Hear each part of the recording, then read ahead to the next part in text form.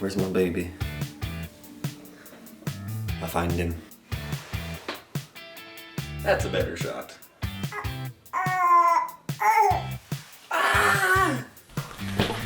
So, me and Jazzy yesterday went to the mall and we were trying to buy her some sandals, and the guy who was working came up to me and asked me what kind of camera I had. He brought out his Canon M3 and I played with it a little bit. He started asking me some questions that felt like most people should know, especially if you're getting into cameras, if you're buying exchangeable lens cameras with the ability to do manual. One of the questions he asked me was, what is ISO? And basically what ISO is the amount of electricity put right into your camera's sensor. It allows you to shoot in low light conditions. The higher you go in the ISO, the lower light you can shoot in with still getting a good exposure. The only problem with this is it creates noise, and you'll see it in photos. It looks like grain. It's like almost like film grain, except more unpleasing. It can cause discoloration in your photos. For most people, I tell them to stick under 800. If you have a full frame sensor, obviously you can go above that a little bit. His photos were looking really nice. He's been using it on full autofocus. He shoots sneakers and his photos were awesome. His Instagram looked like a professional Instagram, or like better than mine, and I don't take care of my Instagram like I should. And I showed him one of my photos and he was like, "What's raw?" And I was like, "Well, since you're asking me, you're probably shooting JPEGs. You look through the camera, you take the picture, and what you see in your viewfinder, at least with the mirrorless, or what you see on the back of your camera, is gonna be what you get. If you're shooting RAWs give you so much more information that you're not gonna see up front. Looks like washed out, kind of gray. And that's just because it has so much information in it that you need to pull out what you want to come out in it. You're gonna get better colors, you're gonna get better resolution, you're gonna be able to tweak it so much more. And the other thing that's nice about RAWs is it gives you so much information that your whites are just like blown out, your sky is all one shade of white. You have no information in those clouds. You don't even see the clouds that you thought looked amazing in your landscape. You're gonna get all of those highlights and you're gonna stretch them out. You're gonna find that those lights in the clouds that aren't the brightest brights, you're gonna be able to pull back down a little bit. You're gonna get some information in those clouds and people are gonna say, wow, that you got the sky and the landscape in photo, and you can even use a filter, which is something I need to buy, but whatever. You can do it without it. I'm working on a budget. I mean, we all are, right? Some people just have higher budgets. I had so much to explain and not enough time to explain it, and Jazzy was getting mad at me because she was trying on shoes and asking me questions, and he was asking me questions, and I was talking both directions, and he kept saying sorry to her, and I kept reassuring him that she's mad at me, not him. Probably a little bit of it, but still. He asked me another question, which brings me into shutter speed. He wanted to freeze the shoe in midair. He wanted to throw it up, get the shoe right there, freeze it, and he basically said, how do I do this? He's tried it before and it wasn't working out. I told him shutter speed is what you want to, is your priority with that. You want to get your shutter speed up high. I usually go up to 800 or 1000 when I'm shooting action sports. I told him to find a lot of light because your shutter speed is going to be really high, which means you're getting less light. So one thing I didn't get to talk about was the f-stop. F-stop or aperture are the little aperture blades that slowly close down and make a pinhole in the back of the lens, and what this does is it increases or decreases the amount of light and your depth of field. So if you want a really, really shallow depth of field, you want to get just someone's eye in focus, open it wide up, you get those blades as open as they can go, and it's actually the smaller the number, the more open it is. So this lens is an f2.8, which is pretty small. I mean, I have an f1.4, and that thing is just, it lets in so much light, it's crazy. And if you want a really, really great depth of field, you can just go ahead and raise that aperture up, bring it up to like f8, f11. What the exposure triangle is balancing these three things out. You got shutter speed, ISO, and aperture. For that shoe example, I mean, you're gonna want a lot of light, so I would go ahead and stop down, and this way you get a you get that shoe frozen in midair, and then everything else is all out of focus, and the concentration is really on the shoe floating in midair. And it's gonna take a couple more attempts because your focus has gotta be real precise right on that shoe, and you're gonna throw it up, you might get one out of focus, you might be a little too far away, you might be a little too close, and that way I can raise the shutter speed as high as I possibly can go. I'd say 500 to begin with.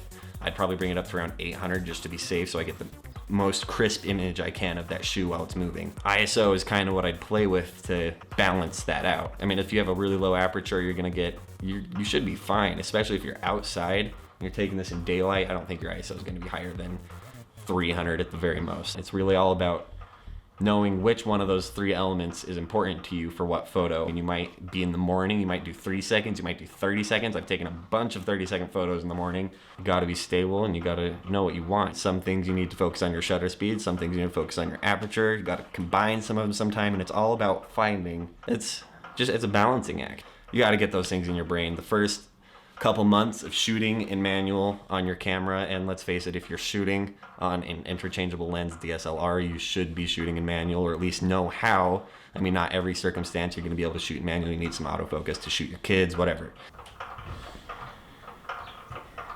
Or was I lost where I was going completely. For all those people out there that are shooting on prosumer professional cameras and they're just starting to get into it, do some research. Look up how to properly balance for certain things. Practice. I mean, go out there and shoot all the time. Try shooting moving objects, try shooting still objects, try shooting in lower light situations. Use a tripod. Don't use a tripod.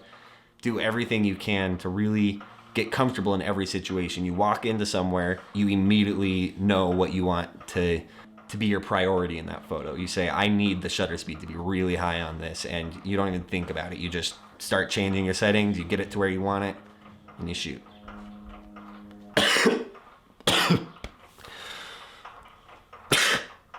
But the thing is, the more you go out there and shoot, the more you practice, the more you fail, the more you're going to learn, the more information you're going to have to look back on and say, I did this, it failed, it didn't work, I'm gonna try again. I'm gonna do it right this time. I know what I need to change. I need to lower that ISO. I need to bring a tripod, and I'm gonna expose this correctly. And another thing, I don't know what I was gonna say. I just said and another thing because apparently I need to keep talking, but I don't really need to keep talking. I'm just gonna stop talking.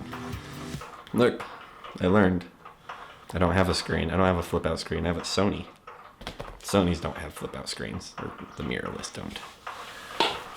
One thing you'll notice if you watched my previous video is I am sitting in a different spot slightly. Before I was sitting right here and the camera was facing that direction.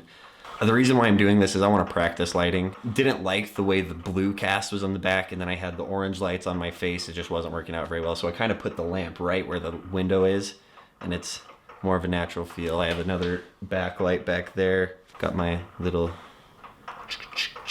I turned off the TV because it had a weird flicker right here. And that's my baby. Yeah.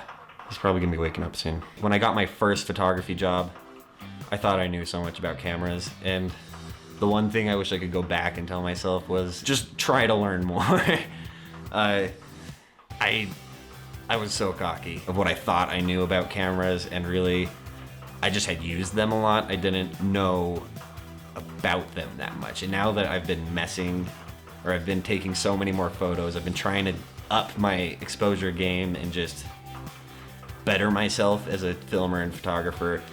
I've seen so many different aspects that I just didn't know about at all. Like, I never used to light anything ever. I just go out and shoot. I didn't think about the light, and that's all photography is. Like, photograph, that's what it is. Photo, light, and graph. Freaking pictures, you know. It's a light picture, that's what it is.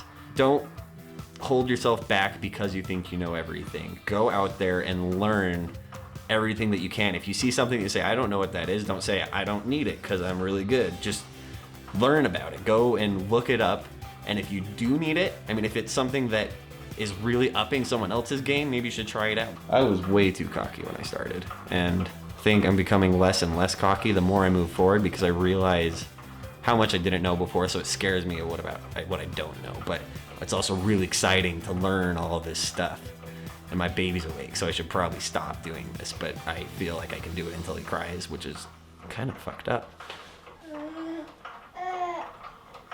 And there it is. So yeah, I just burped. So yeah, that's my rant for today. Exposure triangle, I think that's what it's called. I mean, that's what my high school photography teacher called it, I think. Look it up if you haven't. If you have a camera that cost you a paycheck or 3 or 8, you should probably start shooting a manual just so you know how, and so you can start getting what you want out of photos, not just letting the camera decide, oh, this is what you wanted, sir. No, You decide what you want to print, what you want to edit, what you want to show people, what you want people to see. Expose your own photos. Don't let your camera do it. I mean, you can get good photos that way, but you have so much more pride when you get a photo that you know you exposed. You decided how to capture this light. That sounds pretty cool. Yeah. Have a good day.